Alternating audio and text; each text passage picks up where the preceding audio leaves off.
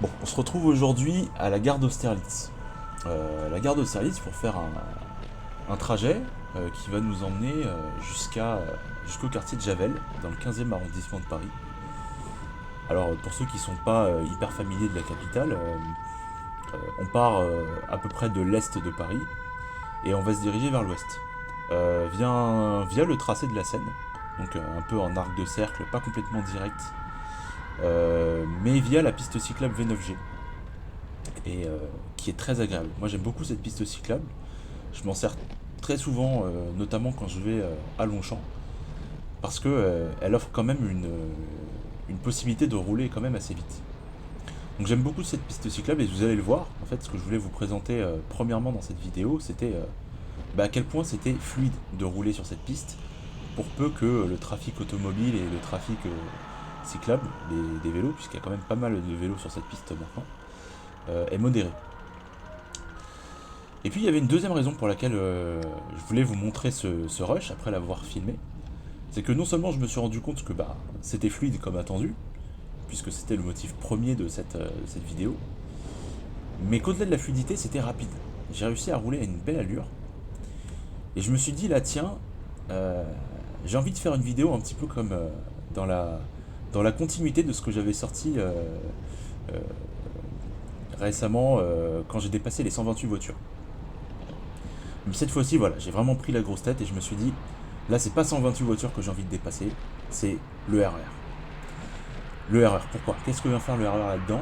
Et ben en fait, il faut savoir que sur ce parcours-là, et je suis sûr que beaucoup d'entre vous le savent en fait, entre Austerlitz et Javel, en fait, on suit à la virgule près le parcours du RERC.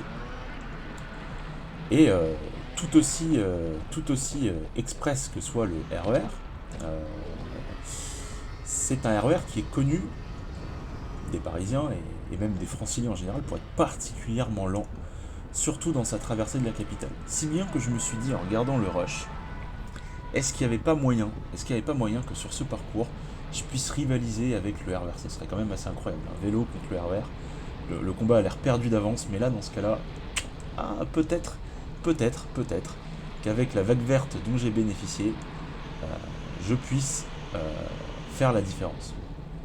Donc moi je sais ce qu'il en est puisque j'ai regardé le rush en entier, j'ai le temps et j'en suis à la phase montage.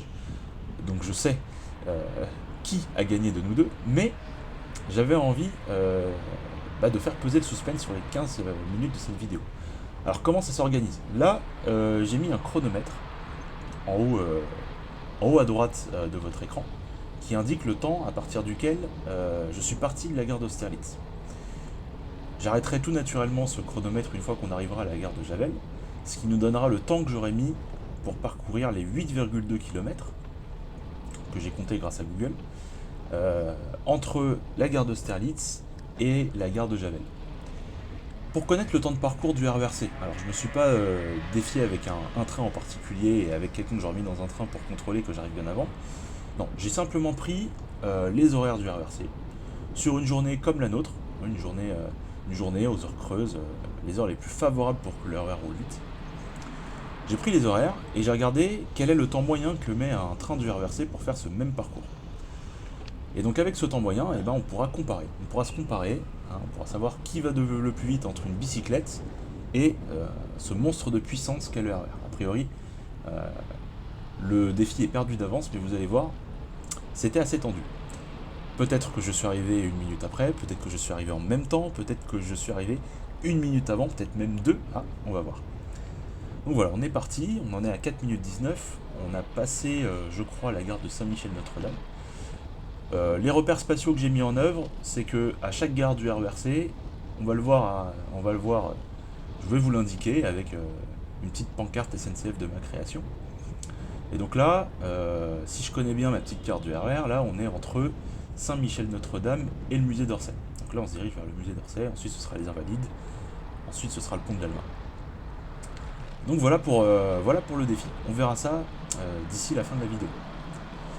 Bon, en attendant que tout ça se termine, en attendant la fin de la vidéo, je voulais profiter aussi des quelques minutes que nous offre ce rush pour vous parler un petit peu de la chaîne et pour faire un petit point, un petit bilan d'étape de la chaîne Vélovipat après 6-7 mois sur YouTube.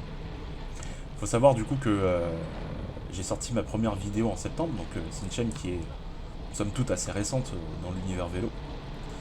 Mais tout aussi récente soit-elle, et tout aussi peu nombreux soyez-vous, vous êtes, à l'heure où je tourne la vidéo, on est je crois 96, 98, je me rappelle plus. Et bah, je suis quand même très content du parcours, du chemin accompli, qu'on a accompli ensemble avec la chaîne. Et je me suis dit que c'était le moment parfait pour m'exprimer un petit peu sur la chaîne, m'exprimer un petit peu sur rétrospectivement et aussi sur ce que vous serez en droit d'attendre en 2023 sur la chaîne. Dans l'idée d'avoir un tout premier contact entre nous. Donc voilà, la chaîne elle a à peu près 6 mois du coup, depuis septembre, un petit peu plus. J'ai réussi à y sortir 11 vidéos, ce qui fait une petite moyenne d'environ une vidéo toutes les 2-3 semaines. Je suis assez content du rythme, et c'est un rythme que je vais tenir, c'est un rythme, voilà, une vidéo toutes les 2 semaines, une vidéo toutes les 3 semaines. Je trouve ça plutôt bien, ça permet de ne pas se faire oublier, tout en sachant que bah voilà, j'ai un travail aussi à côté, et que faire des vidéos doit me prendre un certain temps, nécessairement. J'ai pas envie de seulement lâcher un rush sans montage et me satisfaire de ça. J'ai envie de me satisfaire d'un peu plus que ça. Donc je considère qu'un rythme d'une vidéo toutes les 2 semaines, d'une vidéo toutes les 3 semaines, c'est plutôt pas mal pour commencer. Et puis ensuite on verra par la suite. Si j'ai beaucoup de rush, si j'ai pris beaucoup d'avance sur le montage, bien sûr ce sera une fréquence un peu plus élevée. Et donc je suis content du rythme, je suis content aussi de la réception que font mes vidéos. Je vois que les retours sont plutôt positifs, je vois que certaines vidéos, de plus en plus de vidéos dépassent les 300-400 vues. Les 2 dernières vidéos à Longchamp et à Vincennes ont toutes deux dépassé les 500 vues en assez peu de temps, en tout cas à ma très modeste échelle. Et je le note, minime soient les évolutions, je les note, et j'en suis ravi. Donc j'espère que ça continuera comme ça, j'espère que ça ira même en s'améliorant, qu'on dépassera très bientôt, je l'espère, la barre des 100 abonnés. Et ça m'incitera bien sûr à continuer le contenu Vélovipat en 2023.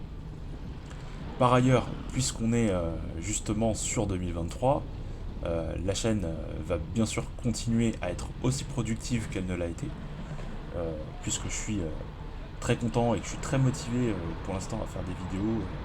Je note mes propres améliorations, je note aussi là où je devrais encore m'améliorer. Donc, vous voyez, j'ai une motivation à toute épreuve. Donc je vais continuer à faire des vidéos en 2023, je vais continuer à en faire dans le même rythme que ce que j'ai fait jusqu'à présent. Et vous aurez le droit bien sûr à un contenu, je l'espère, qui sera encore plus varié que ce que j'ai su vous produire jusqu'à présent.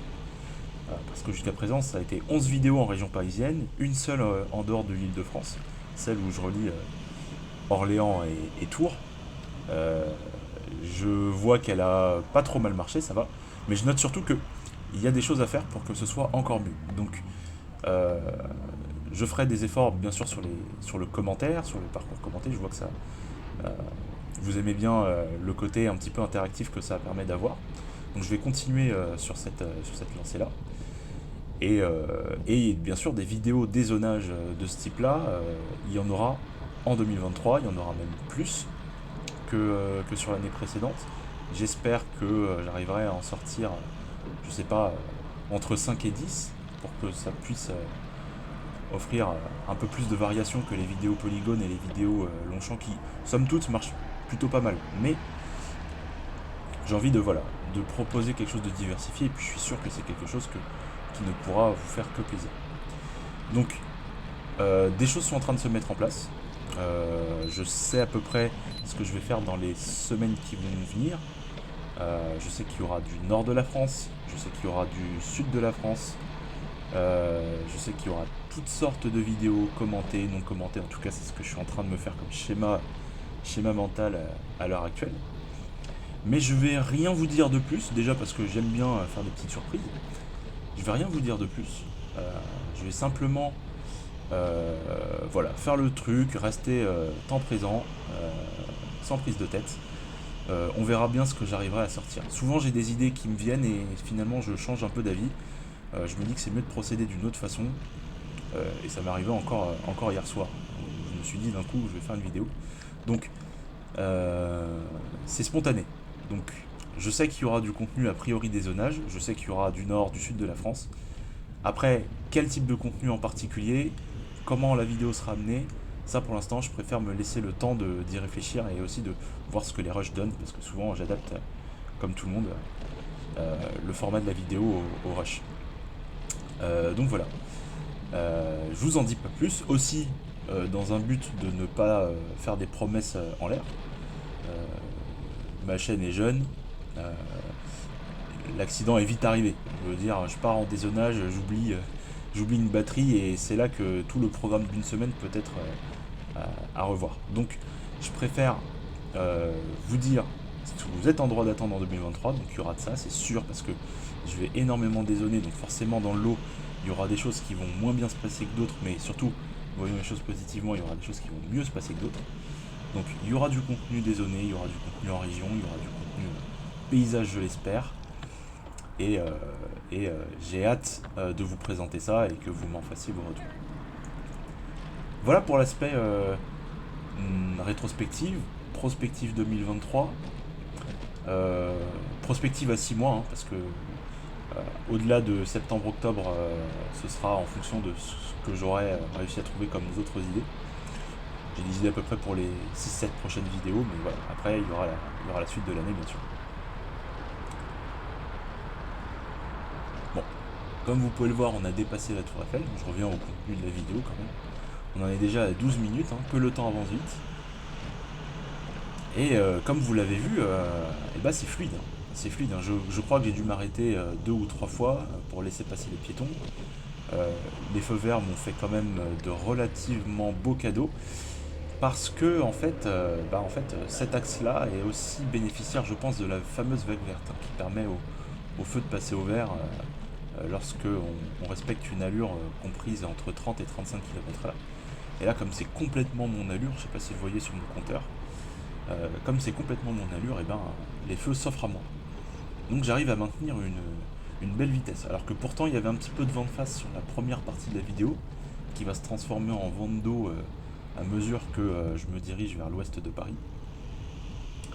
Mais voilà, c'est une piste cyclable très agréable, et autant d'un point de vue touristique que cyclosportif, j'ai envie de dire. Bon, il faut respecter quand même tous les usagers. Tous les cyclistes ne sont pas là pour faire du cyclosport, mais quand on a une piste qui s'offre à nous comme ça, c'est difficile de résister. Donc là, on est au niveau de la Tour Eiffel, au niveau de Bir Hakeim, sur le métro 6 pour être plus précis. On arrive sur la fin du parcours déjà. La prochaine gare du RERC, c'est Javel. C'est Javel, et bientôt la réponse s'offrira à nous, j'ai envie de vous dire. Donc on a passé pour rappel le musée d'Orsay, puis les Invalides, puis le pont de l'Alma, puis la Tour Eiffel. Et maintenant, on arrive à Javel. Là, on voit les tours caractéristiques.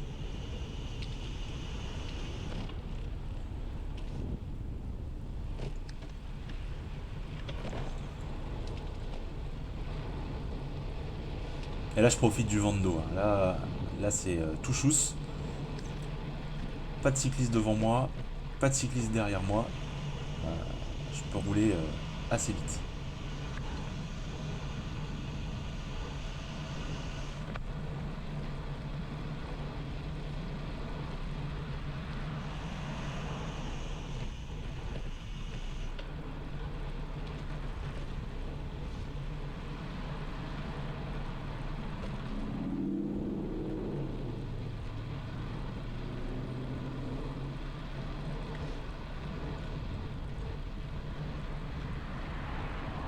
Définitivement, moi je trouve que cette piste elle est très agréable à rouler en tout point de vue.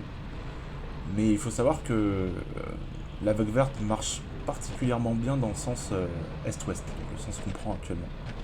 Dans l'autre sens, malheureusement, on prend un peu tous les carrefours rouges et c'est pour ça que je le fais dans ce sens-là plutôt que dans l'autre. Dans l'autre, ça aurait beaucoup moins bien marché et le défi avec notre cher réseau express régional n'aurait pas donné les mêmes résultats. Donc là, vraiment, on arrive dans quelques instants à la gare de Javel, hein. Vous aurez bientôt la réponse que vous attendez tous, ou pas. La gare de Javel s'offre à nous.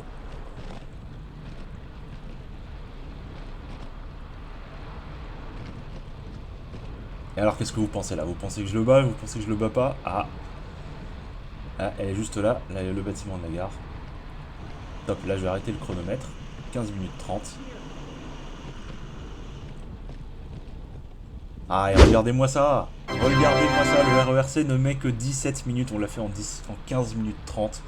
Donc non seulement on peut aller plus vite que les voitures, mais en plus de ça, on peut aller plus vite que le RERC. C'est incroyable, c'est incroyable. Je pensais pas, quand j'ai tourné ce rush, je me suis même pas dit que c'était possible que j'aille plus vite que le RER. J'ai regardé ça vraiment par curiosité, et là vraiment j'étais vraiment très surpris, agréablement surpris. Donc voilà, c'était pour vous montrer ça. Hein. Trajet à la fois agréable parce que fluide, et puis pour ceux qui ont des bonnes jambes, eh bien, il est même possible d'aller plus vite que le RER. Donc je vous laisse sur ces belles images, et quant à nous, on se retrouve la prochaine. Allez, salut!